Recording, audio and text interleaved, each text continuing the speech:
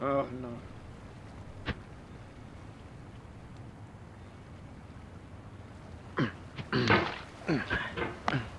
There's no feeling more intense than starting over.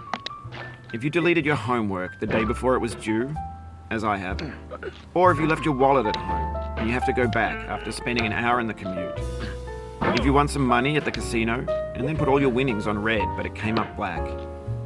If you got your best shirt dry cleaned before a wedding. कैसे कर लूं? कैसे कर लूं? If you want an argument with a friend, and then later discovered that they just returned to their original view, starting over is harder than starting up. If you're not ready for that, like if you've already had a bad day, then what you're about to go through might be too much. Feel free to go away and come back. I'll be here. Alright, thanks for coming with me on this trip. I'll understand if you have to take a break at any point. Just find a safe place to stop and quit the game. And don't worry, I'll save your progress, always. Even your mistakes. This game is a homage to a free game that came out in 2002, titled Sexy Hiking. The author of that game was Jazuo, a mysterious Czech designer who was known at the time as the father of B games. And B games are rough assemblages of found objects. Designers slap them together very quickly and freely, and they're often too rough and unfriendly to gain much of a following. They're built more for the joy of building them than as polished products. In a certain way, Sexy Hiking is the perfect embodiment of a B game. It's built almost entirely out of found and recycled parts, and it's one of the most unusual and unfriendly games of its time. In it, your task is simply to drag yourself up a mountain with a hammer. And that act of climbing, in the digital world or in real life, has certain essential properties that give the game its flavor. No amount of forward progress is guaranteed. Some cliffs are too sheer or too slippery, and the player is constantly, unremittingly in danger of falling and losing everything. 2,000 years later. Get through them, once you have the correct method, or the correct equipment, or just by spending enough time. In that sense, every pixelated obstacle in Sexy Hiking is real.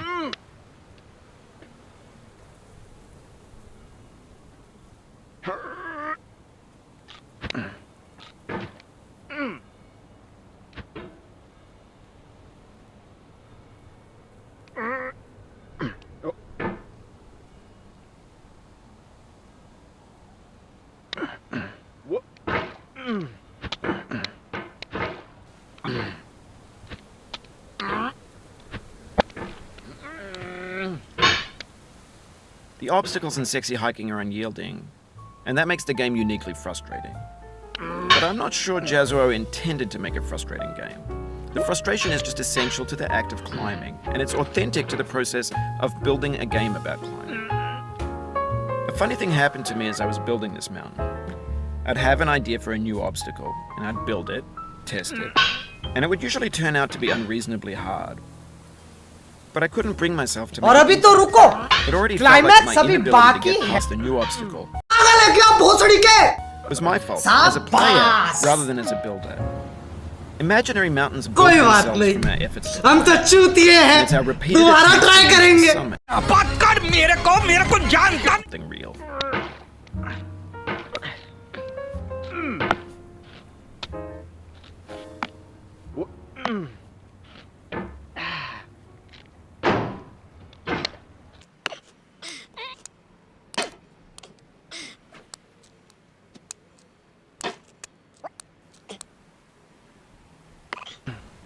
Oof, sorry about that.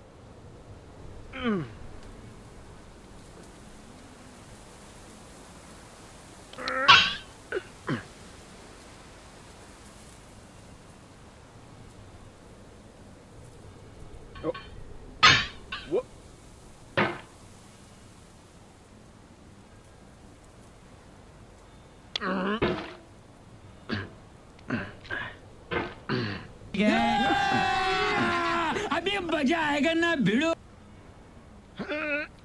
When you're building a video game world, you're building with ideas. And that can be like working with quickset cement. You mold your ideas into a certain shape that can be played with, and in the process of playing with them, they begin to harden and set until they're immutable, like rock. And at that point, you can't change the world. Not without breaking it into pieces and starting fresh with new ideas.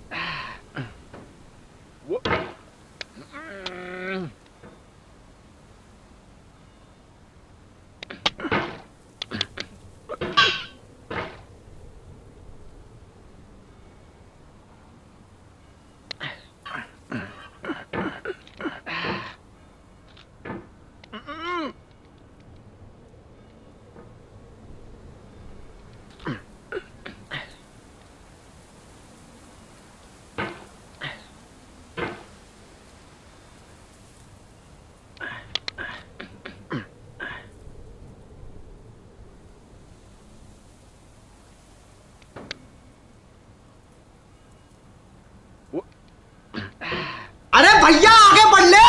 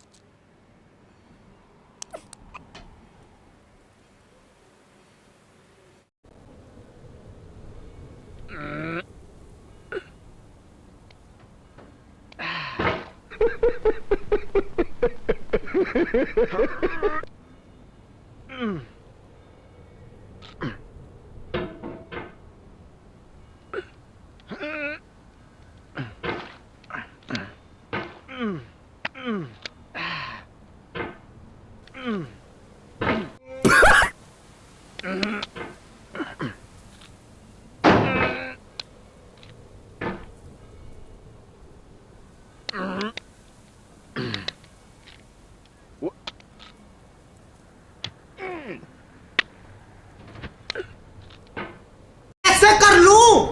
कैसे कर लूं?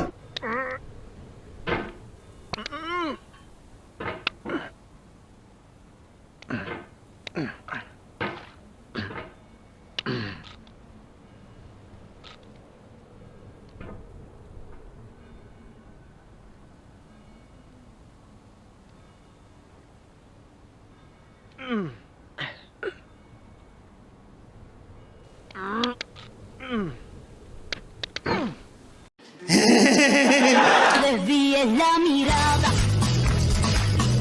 quédate cerca de mí.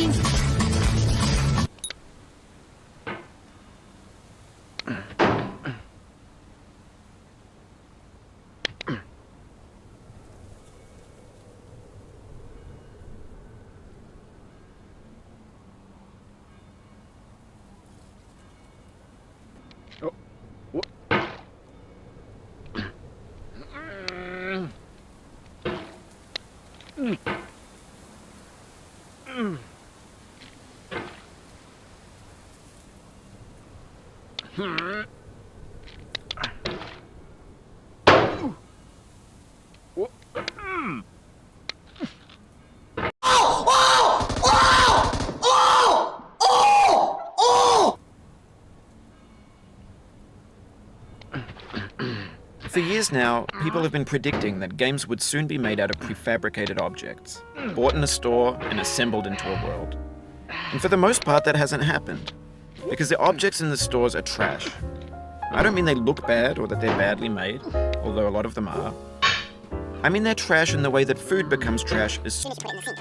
Things are made to be consumed and used in a certain context. And once the moment is gone, they transform into garbage. In the context of technology, those moments pass by in seconds.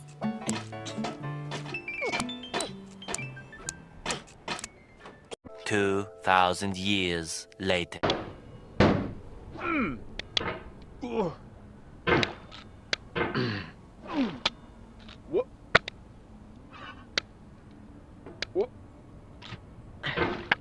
Over time, we've poured more and more refuse into this vast digital landfill that we call the internet. It now vastly outnumbers and outweighs the things that are fresh and untainted and unused. When everything around us is cultural trash, trash becomes the new medium, the lingua franca of the digital age. And you can build culture out of trash. But only trash culture. B games, B movies, B music, B philosophy.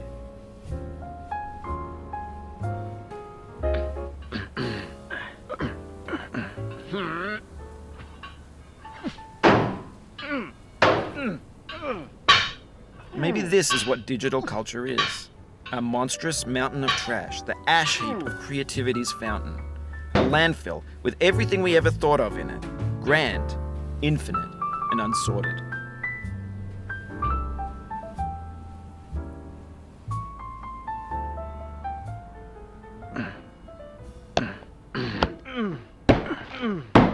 There's 3D models of breakfast, Gen X's fanfic novels, scan magazines, green screen Shia LaBeouf, banned snuff scenes on Live League.